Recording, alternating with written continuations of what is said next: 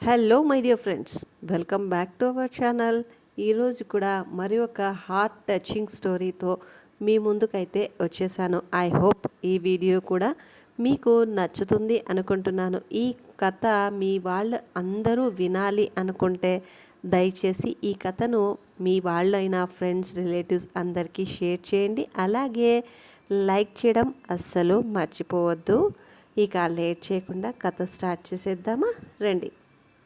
కన్నీళ్లు ధారలుగా ప్రవహిస్తున్నాయి. 65 ఏళ్ల అన్నపూర్ణాదేవి అటూ ఇటూ చాలా ఆందోళనగా చూస్తోంది.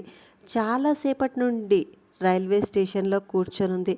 అక్కడే చిన్న పుస్తకాల దుకాణం నడుపుతున్న 30 ఏళ్ల రఘురాం చాలాసేపటి నుండి ఆమెను గమనిస్తున్నాడు. ఈ వృద్ధురాలు ఇక్కడ కూర్చొని చాలా గంటలు గడిచింది, కానీ ఎవరూ ఈమెను తీసుకెళ్ళడానికి రాలేదు. అలాగే రైల్వే స్టేషన్లోని ఎవరి దృష్టి ఆమె వైపు మళ్ళట్లేదు. రఘురాం ఉదయం షాప్ తెరిచినప్పుడు ఆ వృద్ధురాలు అక్కడ కూర్చొని ఉండడం గమనించాడు. అప్పటికే మధ్యాహ్నమైంది. ఆ వృద్ధురాలు ఎవరి కోసమో ఎదురు చూస్తున్నట్లుగా నిస్సహాయంగా కళ్ళతో అటూ ఇటూ చూస్తూనే ఉంది. ఆ స్థితిలో ఉన్న ఆ వృద్ధురాల్ని చూసి రఘురాంకి జాలి కలిగింది. అతను ఆమె దగ్గరకు వెళ్ళాడు. అమ్మా, నువ్వు ఎక్కడికి వెళుతున్నావు? ఎవరి కోసం ఎదురు చూస్తున్నావు? నిన్ను తీసుకెళ్ళడానికి ఎవరైనా వస్తారా అని రఘురాం అడిగిన ప్రశ్నకు అన్నపూర్ణ గారు ఇలా చెప్పారు. బాబు, నేను ఉదయం నా కొడుకు కోడలితో ఇక్కడికి వచ్చాను. అందరం కలిసి పూణే వెళ్తున్నాము. నన్ను ఇక్కడ కూర్చోమని వాళ్ళు ఆకలిగా ఉంది అని స్టేషన్ బయట ఏదైనా తినొస్తామని బయటికి వెళ్ళారు. కానీ ఇంత సమయం ఎందుకు పట్టిందో నాకు తెలియట్లేదు. నిన్ను చూస్తుంటే నా కొడుకులాగే అనిపిస్తున్నావు. ఒక చిన్న సహాయం చేస్తావా బాబు? కాస్త బయటికి వెళ్ళి నా కొడుకు కోడలు ఇంతసేపు ఎందుకు రాలేదో చూసి వస్తావా అని అడిగింది. అన్నపూర్ణ గారి మాటలు విన్న రఘురాం, అమ్మా, కానీ పూణే ట్రైన్ను వెళ్ళిపోయి చాలాసేపు అయింది కదా అన్నాడు. ఇది విన్న అన్నపూర్ణ గారు, లేదు లేదు, నువ్వు ఏదో పొరపాటు పడ్డావు. నా కొడుకు తనతో పాటు నన్ను తీసుకెళతాడు. బహుశా నా కొడుకు వస్తూ ఉండొచ్చు అంది. సరే అమ్మా, అయితే నీ కొడుకు రాగానే నువ్వు అతనితో వెళ్ళు. కానీ నువ్వు ఉదయం నుండి ఇక్కడే కూర్చున్నావు. ఆకలిగా లేదా? నీకోసం తినడానికి ఏమైనా తీసుకురానా అని రఘురాం అడిగాడు. అప్పుడు అన్నపూర్ణ గారు పెదవులపై చిరునవ్వుతో, వద్దు బాబు, నాకు తినడానికి ఏమీ వద్దు. నీకు వీలైతే ఒక్కసారి నా కొడుకు పేరు అరుణ్, ఎక్కడున్నాడో కాస్త చూస్తావా అని అడిగింది. సరే అమ్మా, నేను వెళ్ళి చూస్తాను అని చెప్పి అక్కడి నుండి వెళ్ళిపోయాడు. సమీపంలోని దుకాణాలు అన్నింటికీ వెళ్ళి వెతికిన అరుణ్ అనే వ్యక్తి కనిపించలేదు.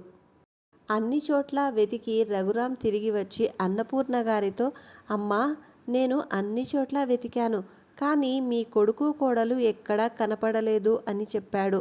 రైల్వే స్టేషన్లో పుస్తకాల దుకాణం నడుపుతున్న రఘురాంకు విషయం అర్థం కావడానికి ఎక్కువ సమయం పట్టలేదు. ఈరోజు ఇంకొక వృద్ధురాలి కన్న కొడుకు కోడలు మోసం చేసి రైల్వే స్టేషన్లో వదిలి వెళ్లారని పెద్ద పెద్ద నగరాల్లో తరచూ ఇలాంటి సంఘటనలు జరుగుతూనే ఉంటాయి. తల్లిదండ్రులు ముసలివాళ్ళయ్యాక పిల్లలకు భారం అవుతారు. అలాంటప్పుడు బస్టాండ్లలో, రైల్వే స్టేషన్లలో ఇలాంటి కేసులు తరచుగా వస్తూ ఉంటాయి. అప్పుడు రఘురాం అన్నాడు, అమ్మా, నేను మీకు ఒక విషయం చెప్తాను, బాధపడకండి. ప్రతిరోజు ఇలా వృద్ధులైన తల్లిని లేదా తండ్రిని బస్టాండ్లో, రైల్వే స్టేషన్లో, అలాగే గుళ్ళో లేదా పార్క్లో పిల్లలు వదిలి వెళ్ళిపోతారు. ఇది విన్న అన్నపూర్ణాదేవికి కోపం వచ్చి, నీకు నా కొడుకు గురించి ఏమీ తెలియదు. అలాంటప్పుడు అతని గురించి ఇలా ఎలా మాట్లాడుతున్నావు? నా కొడుకు నన్ను మోసం చేశాడని ఎలా మాట్లాడుతున్నావు? నువ్వు సరిగ్గా చూసి ఉండవు అని అన్నపూర్ణాదేవి గారు మరింత దిగాలుగా తనను తాను సముదాయించుకుంటూ, అలాంటిదేమీ అయ్యుండదు, ఏదైనా అత్యవసర పని వచ్చిందేమో, కొంత సమయం తర్వాత నా కొడుకు ఖచ్చితంగా తిరిగి వస్తాడు అంది. ఆ తర్వాత రఘురాం కూడా సరే అమ్మా అని తన పనిలో నిమగ్నమయ్యాడు. సమయం 7 గంటలవుతోంది. రఘురాం ఇంటికి వెళ్ళే సమయం అయింది. వాతావరణం కూడా చల్లగా ఉండడంతో అన్నపూర్ణమ్మ గారు తన చీర పళ్ళుతో కప్పుకోవడానికి విఫల యత్నం చేస్తోంది. ఇదంతా గమనించిన రఘురాం అన్నపూర్ణ గారి వద్దకు వచ్చి, మీరు ఎక్కడ ఉంటారు? మీ పేరేమిటి? మీ కొడుకు ఎక్కడ ఉంటాడో మీకు తెలుసా? నేను మిమ్మల్ని మీ ఇంటి దగ్గర వదిలి వస్తాను అన్నాడు. అప్పుడు అన్నపూర్ణ గారు, బాబు, నా కొడుకు కొద్ది రోజుల క్రితమే నన్ను మా ఊరి నుండి ఈ మహానగరానికి తీసుకువచ్చాడు. ఇక్కడ నేను, నా కొడుకు, కోడలు, మనవడితో కలిసి ఉండేదాన్ని. మా అబ్బాయి ఇప్పుడు పూణే బదిలీ అయ్యానని చెప్పాడు. అందుకే అందరం కలిసి పూణే బయలుదేరాం. కొడుకు కోసం వేచి చూస్తూ సమయం రాత్రి అయ్యింది. కానీ ఎవరు నా కోసం రాలేదు అంది. అప్పుడు రఘురాం, అమ్మా, కావాలంటే మీరు నాతో మా ఇంటికి రండి. మా ఇంట్లో నా భార్య, 2 పిల్లలు ఉన్నారు. మీకు కావాలంటే ఈ రాత్రి మా ఇంట్లో గడపండి. పొద్దున్నే ఇక్కడికి రావచ్చు అన్నాడు. కానీ అన్నపూర్ణ, వద్దు వద్దు, నేను ఇక్కడి నుండి ఎక్కడికి వెళ్ళను. నా అరుణ్ ఇక్కడికి వస్తే అతను నా కోసం వెతకడం మొదలు పెడతాడు. నేను కనిపించకపోతే అతడు చాలా బాధపడతాడు. నువ్వు వెళ్ళు, నేను ఇక్కడే ఉంటా అంది. సరే అయితే, నేను ఈ చాప ఇక్కడే ఉంచుతాను. ఈ శాలువా తీసుకోండి అని అన్నపూర్ణ గారికి ఇస్తూ జాగ్రత్తగా కూర్చోమని చెప్పి దగ్గరలోని హోటల్ నుండి భోజనం కొని తీసుకువచ్చి ఇచ్చాడు. ఇక ఇంటికి బయలుదేరి వెళ్ళాడు. అన్నపూర్ణమ్మ శాలువా కప్పుకొని అక్కడే కూర్చొని కొడుకు కోసం ఎదురు చూపులు చూస్తూ ఉంది. తనకు ఆ నగరంలో కొడుకు తప్ప మరెవరూ తెలియదు. రఘురాం ఒక్కడే ముందుకొచ్చి కొంచెం సహాయం చేశాడు. కానీ ఇప్పుడు అతడు కూడా వెళ్ళిపోయాడు. అన్నపూర్ణమ్మ రాత్రంతా అలాగే చలిలో గడిపింది. మరుసటి రోజు ఉదయం రఘురాం తిరిగి తన పనికి వచ్చేసరికి అన్నపూర్ణమ్మ గారు ఇంకా అక్కడే కూర్చోవడం చూశాడు. రఘురాం రాగానే మొదట అన్నపూర్ణమ్మ దగ్గరకు వెళ్ళి, అమ్మా, నీ కొడుకు ఇంకా రాలేదా? లేదు, నా కోసం ఎవరూ రాలేదు అంటూ కన్నీళ్లు పెట్టుకుంది. రఘురాం ఆమెకు తాగడానికి నీళ్లు ఇచ్చి, అమ్మా, నేను నిన్ననే నీకు చెప్పాను. కానీ నువ్వు తల్లివి కాబట్టి నీ కొడుకు మీద నీకు పూర్తి నమ్మకం ఉంది అన్నాడు. అది విని అన్నపూర్ణమ్మ గారు, నా దగ్గర పేపర్లో ఒక ఫోన్ నంబర్ ఉంది. నా మనవడు ఒకసారి రాసిచ్చాడు. ఈ నంబర్కి ఫోన్ చెయ్యమని రఘురాంని అడిగింది. సరే అని ఫోన్ చేశాడు. కానీ ఫోన్ స్విచ్ ఆఫ్ అని వచ్చింది. ఏం చేయాలో తోచడం లేదు అంటూ అన్నపూర్ణమ్మ గారు కన్నీళ్లు పెట్టుకున్నారు. ఆవిడ పరిస్థితి చూసి రఘురాంకి చాలా బాధ కలిగింది, జాలి వేసింది. అక్కడే బెంచ్ మీద కూర్చొని కన్నీరు కారుస్తూనే ఉంది. కొంతసేపటికి అకస్మాత్తుగా అన్నపూర్ణాదేవి బెంచి మీద నుండి కిందికి పడిపోయింది. రఘురాం అది చూసి పరుగున వచ్చి ముఖం మీద నీళ్లు చల్లాడు. కొద్దిసేపటికి ఆవిడ కళ్ళు తెరిచారు. వెంటనే అన్నపూర్ణమ్మ గారిని బెంచ్ మీద పడుకోబెట్టాడు రఘురాం. ఆవిడ స్పృహలోకి వచ్చాక, ఏమైంది మీకు? నేను ఇచ్చిన ఆహారం తినలేదా? చాలా బలహీనంగా కనపడుతున్నారు అన్నాడు. కన్న కొడుకు చేసిన మోసం మరవలేకపోతున్నాను అని కన్నీళ్లు పెట్టుకుంటూ చెప్పింది. అది విన్న రఘురాం వెంటనే దగ్గరలోని క్యాంటీన్కి వెళ్ళి భోజనం తెచ్చి, అమ్మా, ముందు నువ్వు తిను, ఆ తర్వాత మనం మాట్లాడుకుందాం అన్నాడు. రఘురాం బలవంతం వలన భోజనం చేసిన అన్నపూర్ణమ్మ, ఇప్పుడు నీ కొడుకు తిరిగి రాడని నీకు అర్థమైంది. అందుకే నువ్వు నీ గ్రామంలో ఉన్న మీ ఇంటికి ఎందుకు వెళ్ళకూడదు అన్నాడు. నేను ఎక్కడికి వెళ్ళాలి? నా కొడుకు ఇక నువ్వు మా దగ్గరే ఉంటావు కాబట్టి ఇల్లు అమ్మేయమన్నాడు. ఈ వయసులో అంత డబ్బు ఎలా దాయగలవు అని డబ్బంతా అరుణ్ తీసుకున్నాడు. అన్నపూర్ణమ్మ గారి మాటలు విన్న రఘురాంకి మనసు తరుక్కుపోయింది. కానీ అతను ఏమీ చెయ్యలేని పరిస్థితి. చిన్న దుకాణం నడుపుతూ కుటుంబాన్ని పోషించుకుంటున్నాడు. అన్నపూర్ణమ్మ గారిని శాంతపరిచి మళ్ళీ తన దుకాణాన్ని చూసుకోవడం ప్రారంభించాడు. కొంతసేపటి తర్వాత అన్నపూర్ణమ్మ గారు అక్కడి నుంచి లేచి ఎక్కడికో వెళ్ళిపోయింది. వాతావరణం చల్లగా ఉండడంతో చలికి వణుకుతూ అన్నపూర్ణమ్మ గారు ఫుట్పాత్పై బయట కూర్చొని ఏడవడం చూశాడు రఘురాం. అదే సమయంలో అన్నపూర్ణమ్మ గారిని చూసి అక్కడకు కొన్ని కుక్కలు వచ్చి దగ్గరగా మొరగడం ప్రారంభించగా ఆ వృద్ధురాలు ఒక్కసారిగా భయపడి అక్కడి నుండి లేచింది. అదే సమయంలో ఇదంతా చూసిన రఘురాం కుక్కల్ని తరిమివేసి అన్నపూర్ణమ్మను పక్కన కూర్చోబెట్టి తన భార్యకు ఫోన్ చేశాడు. అన్నపూర్ణమ్మ గారి పరిస్థితి మొత్తం వివరించి, సీత, నా తల్లి అనారోగ్యంగా ఉన్నప్పుడు నా దగ్గర డబ్బు లేక ఆవిడ్ని బాగా చూసుకోలేకపోయాను అన్న మనోవేదన ఇప్పటికీ నన్ను వేధిస్తుంది. అందుకే అన్నపూర్ణమ్మని నాతో ఇంటికి తీసుకురావాలి అనుకుంటున్నాను అని చెప్పాడు. రఘురాం భార్య సీత చాలా మంచిదే. మన ఆర్థిక పరిస్థితి అంతంత మాత్రమే అయినా ఉన్న దాంట్లో 2 పూటల భోజనమైనా ఇవ్వగలం కదా. మీరింకేం ఆలోచించకుండా అన్నపూర్ణమ్మ గారిని మన ఇంటికి తీసుకురండి అంది. ఇది విన్న రఘురాం సంతోషించి అన్నపూర్ణమ్మ గారిని తన ఇంటికి తీసుకువెళ్ళాడు.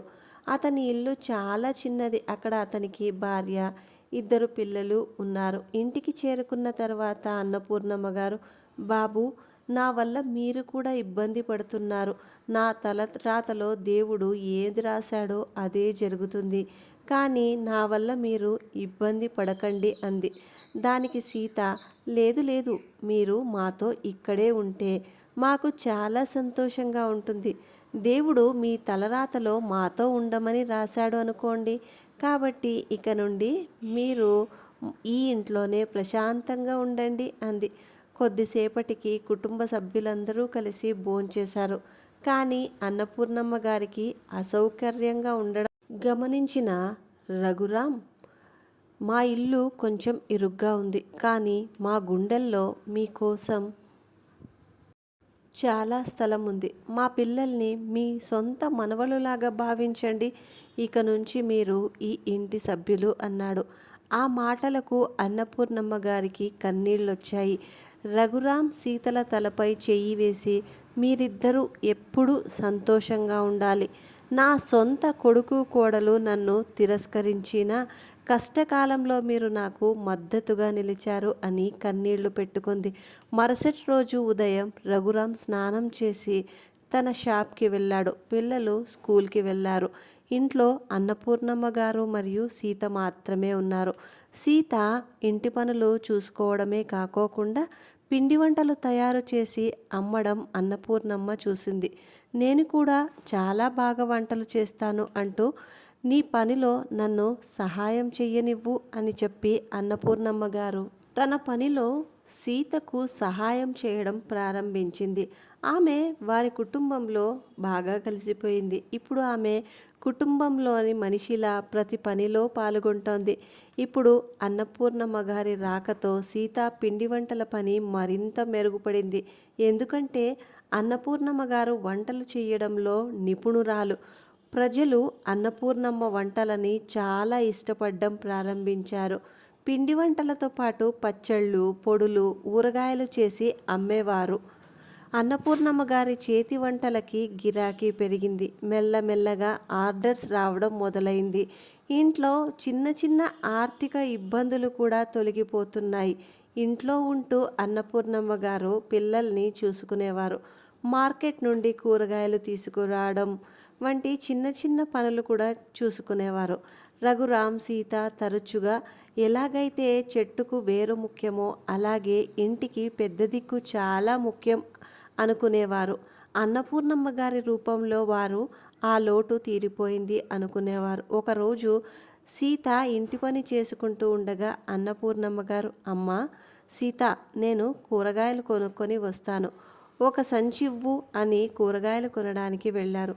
తిరిగి వస్తూ ఉండగా ఒక వికలాంగ బాలుడు లాటరీ టికెట్స్ అమ్ముతూ ఉండడం చూసింది. ఒక్కొక్కటి 100 రూపాయల పైన, మరి 5 కోట్ల ప్రైజ్ మనీ. అన్నపూర్ణమ్మను చూడగానే ఆ అబ్బాయి అన్నపూర్ణమ్మ గారి వద్దకు వచ్చి టికెట్ కొనమని, ఒకే ఒక టికెట్ కొనమని పదే పదే అడుగుతూ ఉండటంతో పేదవాడికి కొంత మేలు జరుగుతుందని అన్నపూర్ణమ్మ పిల్లవాడిపై జాలిపడింది.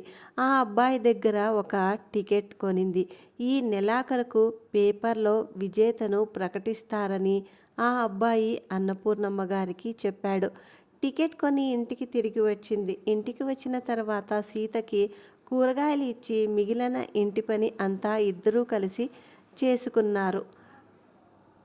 కాసేపటికి ఇద్దరూ కలిసి ఒక ఫంక్షన్ కోసం స్వీట్స్ చేస్తూ ఉన్నప్పుడు అన్నపూర్ణమ్మ గారు తన చీర కొంగులో కట్టుకున్న లాటరీ టికెట్ తీసి సీతకి ఇస్తూ, సీత, ఇందాక బజారుకు వెళ్ళినప్పుడు ఒక వికలాంగ బాలుడు లాటరీ టికెట్ ఒకటి 100 రూపాయలు కొనమని పదే పదే అడిగాడు. ఆ చిన్న బాబును చూసి, నేను ఇచ్చే ఈ 100 రూపాయలు ఆ పిల్లవాడికి అవసరం అవుతాయి అని ఒక టికెట్ కొన్నాను. ఈ నెలాఖరులో అంటే 4 రోజుల్లో విజేతను పేపర్లో ప్రకటిస్తారట. అవునా? పర్వాలేదులేండి. మీరు ఆ అబ్బాయికి ఏదో చిన్న సహాయం చేయాలని ఆలోచనతోనే కొన్నారు కదా, నేను దాచిపెడతాను టికెట్ని అంటూ తీసుకుంది. 4 రోజులు గడిచాయి. లాటరీ టికెట్ విజేతను ఈరోజు పేపర్లో ప్రకటిస్తారు అని రఘురామ్ మరియు పిల్లలు వెళ్ళిపోయాక అన్నపూర్ణమ్మ గారు సీత పేపర్లో ఆతృతగా చూడడం ప్రారంభించారు. మూడో విజేతగా 50 లక్షలు, కానీ వీళ్ళ నంబర్ లేదు. రెండో విజేతగా 1,00,00,000, అక్కడ వీళ్ళ నంబర్ లేదు. మొదటి విజేత 5 కోట్లు అని నెంబర్ చూసిన సీత సంతోషానికి హద్దులు లేకుండా పోయింది. అన్నపూర్ణమ్మ గారిని హత్తుకొని, మనం మొదటి విజేతగా 5 కోట్లు గెలిచామని ఇద్దరూ సంతోషంతో గెంతుతూ కేకలు వేశారు. చిన్న పని ఉంది. ఇంటికి వచ్చిన రఘురాం, ఏం జరిగింది? ఇద్దరూ చాలా సంతోషంగా ఉన్నారు అన్నాడు. వెంటనే సీత భర్తని కౌగలించుకొని, మనకు లాటరీ తగిలిందండి, అది కూడా 5 కోట్లు అని news paper first winner number చూపించింది. ఇదంతా చూసిన రఘురాం తన కళ్ళను తానే నమ్మలేక అడిగాడు, నిజంగా లాటరీ వచ్చిందా అని. అన్నపూర్ణమ్మ గారు సంతోషంగా నవ్వారు. ఇప్పటి నుంచి మన జీవితాల్లో సంతోషాలే అంటూ ముగ్గురు ఎంతో ఆనందించారు. 2 రోజుల తర్వాత న్యూస్లో ఇచ్చిన అడ్రస్కి వెళ్ళి డబ్బులు తీసుకోవాలి. 2 రోజుల తర్వాత కుటుంబం అంతా కలిసి వెళ్ళి డబ్బు తీసుకున్నారు. ఇంత పెద్ద మొత్తం మొదటిసారి చూసిన వారి కళ్ళు ఆనంద బాష్పాలతో నిండిపోయాయి. కొంతకాలం తర్వాత తమ కోసం ఒక మంచి సొసైటీలో విలాసవంతమైన ఫ్లాట్ కొన్నారు. ఇప్పటి వరకు ఒక చిన్న గదిలో వంట పని చేసిన అన్నపూర్ణమ్మ, సీత లాటరీ డబ్బుతో ఒక హోటల్ తెరిచారు. అక్కడ వారు హోమ్ మేడ్ ఫుడ్స్ తయారు చేయడం ప్రారంభించారు. కొద్ది రోజులలోనే వారి పని ప్రసిద్ధి చెందింది. నగరంలో వీరి హోటల్ పేరు నలుమూలలా విస్తరించడం ప్రారంభించింది. ఇప్పుడు వారికి సహాయం చేయడానికి కొంతమంది పనివాళ్లను కూడా నియమించుకున్నారు. వ్యాపారం రోజురోజుకు రెట్టింపైంది. ఇదే నగరంలో అన్నపూర్ణమ్మ గారి వియ్యంకులు కూడా ఉండేవారు. ఎప్పుడైతే అన్నపూర్ణమ్మ గారు కోటీశ్వరురాలు అయ్యిందో, అలాగే పెద్ద వ్యాపారాన్ని నడుపుతుందని తెలిసి వాళ్ళు ఆశ్చర్యపోయారు. వెంటనే తన కూతురు అంటే అన్నపూర్ణమ్మ గారి కోడలు రోజాకు ఫోన్ చేసి, రోజా, ఇది ఒక అద్భుతం, నా చెవులను నేనే నమ్మలేకపోతున్నాను అని అన్నపూర్ణమ్మ గారి గురించి చెప్పింది. తన తల్లి మాటలు విన్న రోజా, అమ్మా, నువ్వేం మాట్లాడుతున్నావు? నిజంగానే మా అత్తయ్య కోటీశ్వరాలైందా అంది. మీ అత్తగారి గురించి నగరమంతా చర్చనీయాంశం అవుతోందే. మీ అత్తగారికి 5 కోట్ల లాటరీ తగిలిందట. ఆ డబ్బుతో మీ అత్తగారు సొంతంగా వ్యాపారం చేసి బాగా డబ్బు సంపాదిస్తున్నారు. ఇది విన్న రోజా చేతిలో నుండి ఫోన్ కింద పడిపోయింది. ఆమెకు మైకం వచ్చింది. ఆమె కాళ్ల కింద నేల కంపించినట్లయింది. ఈ సంఘటన మొత్తం అరుణ్ ఇంటికి రాగానే చెప్పింది. అరుణ్ షాక్ అయ్యాడు. కానీ పడడం తప్ప ఇప్పుడేం చేయగలరు? ఒకరోజు ఆఫీస్ నుండి అరుణ్ ముఖం వేలాడుతూ ఇంటికి తిరిగి వచ్చి రోజాతో, కంపెనీలో చాలామందిని జాబ్ నుండి టర్మినేట్ చేశారు. నేను కూడా కొత్తగా జాయిన్ అయ్యాను కదా, నా ఉద్యోగం కూడా పోయిందని చెప్పాడు. ఇది విన్న రోజా వెంటనే తలపట్టు కూర్చుంది. మరుసటి రోజు రోజా తన తల్లికి ఫోన్లో ఇదంతా చెప్పి, అమ్మా, నాకు ఏమీ అర్థం కావడం లేదు. ఇప్పుడు మా అబ్బాయిని ఉన్నత చదువులు చదివించాలని ఎన్నో కలలు కన్నా, కానీ ఇప్పుడు ఆయన ఉద్యోగమే పోయింది అని ఏడుస్తున్న కూతుర్ని తల్లి ఓదారుస్తూ, దాని గురించి ఆందోళన చెందడానికి ఏముందే, మీ అత్తగారి దగ్గర ఇప్పుడు కుబేరుడు లాంటి నిధుంది. ఆమె దగ్గరకు వెళ్ళి ఆమెకు క్షమాపణ చెప్పండి అంది. వెంటనే రోజా అరుణ్ దగ్గరికి వెళ్ళి, మీ అమ్మగారు ఇప్పుడు మంచి పొజిషన్లో ఉన్నారు. మీ అమ్మని సహాయం అడుగుదాం, ఆమెను క్షమించమని ప్రాధేయపడదాం అని చెప్పింది. వేరే దారి లేని అరుణ్ భార్య ఇచ్చిన సలహాని అంగీకరించాడు. వెంటనే అరుణ్ రోజా కొడుకుతో సహా అన్నపూర్ణమ్మ గారు నడిపే హోటల్కి చేరుకున్నాడు. అక్కడికి చేరుకోగానే అక్కడ జాతరలాగా జనాలే జనాలు. కొంతసేపటికి ఎలాగోలాగా గుంపులో నుండి హోటల్ లోపలికి వచ్చారు వాళ్ళు. అమ్మ విలాసవంతమైన కుర్చీలో కూర్చొని ఇంటర్వ్యూ ఇస్తూ ఉండడం చూశారు. ఇదంతా చూసిన అన్నపూర్ణమ్మ గారి కొడుకు కోడలు కళ్ళల్లో నీళ్లు తిరిగాయి. చాలాసేపటికి జనం తగ్గుముఖం పట్టడంతో రోజా అరుణ్ అన్నపూర్ణమ్మ గారి పాదాలపై పడి, అమ్మ, దయచేసి మమ్మల్ని క్షమించండి, మా వల్ల చాలా తప్పు జరిగింది అన్నారు. అదే సమయంలో అన్నపూర్ణమ్మ గారు, ఎవరి తల్లి ఎవరు అమ్మ, నాకు ఒకే ఒక కొడుకు కోడలు ఉన్నారు. నా కొడుకు పేరు రఘురాం, కోడలి పేరు సీత. నన్ను కన్న కొడుకు రోడ్డు మీద వదిలేసి వెళ్ళినప్పుడు నాకు వాళ్ళ ఇంట్లో ఆశ్రయం ఇచ్చారు. మీతో నాకు ఎలాంటి సంబంధం లేదు అంటూ తన కస్టమర్లను అటెండ్ అవ్వడానికి లేవగానే వెనుక నుండి అరుణ్ పిలిచాడు. ప్లీజ్ అమ్మా, మా తప్పును క్షమించు. ఇప్పుడు నా ఉద్యోగం కూడా పోయింది. నాకు వేరే చోట కూడా ఉద్యోగం రావడం లేదు. నీ దగ్గరికి తప్ప మేం మాత్రం ఎక్కడికి వెళ్ళగలం? పెద్ద నేరం చేశామని గ్రహించాం. ఇకనైనా క్షమించు అన్నాడు. అది విని అన్నపూర్ణమ్మ గారు ఇలా అన్నారు, దీన్నే భగవంతుడు చేసే న్యాయం అంటారు. భగవంతుడు అందరినీ చూస్తూ ఉంటాడు. పాపం చేసిన వారు శిక్ష అనుభవించక తప్పదు అన్నారు. అప్పుడు కోడలు, అత్తయ్య, మేము మీతో కలిసి జీవించాలి అనుకుంటున్నాం. ఇప్పటికీ ఒకసారి మీ చేతిలో మోసపోయాను. ఇంకొకసారి మిమ్మల్ని నమ్మి మీతో పాటు రాను అంది అన్నపూర్ణమ్మ.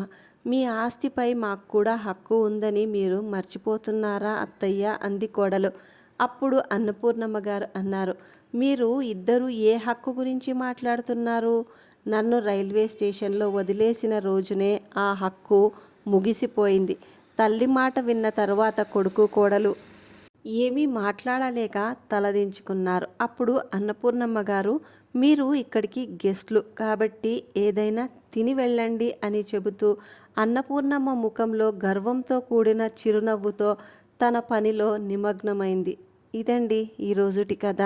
మీ అందరికీ చాలా బాగా నచ్చింది అనుకుంటున్నాను. నచ్చుంటే ఈ కథ గురించి మీరేమనుకుంటున్నారనేది మీ యొక్క అమూల్యమైన అభిప్రాయాన్ని కమెంట్ రూపంలో మాతో కూడా పంచుకోండి. అలాగే మన ఛానల్ని ఫస్ట్ టైం ఇప్పుడే చూస్తుంటే ఇలాంటి హార్ట్ టచింగ్ స్టోరీస్ కోసం మన ఛానల్ని సబ్స్క్రైబ్ చేసుకొని బెల్ ఐకాన్ యాక్టివేట్ చేసుకోండి. వీడియోని లైక్ చేయడం అస్సలు మర్చిపోవద్దు. ఇంతవరకు కథ విన్న ప్రతి ఒక్కరికి ధన్యవాదాలు తెలియజేసుకుంటూ మరి ఒక మంచి కథతో మీ ముందుంటాం. అంతవరకు సెలవు.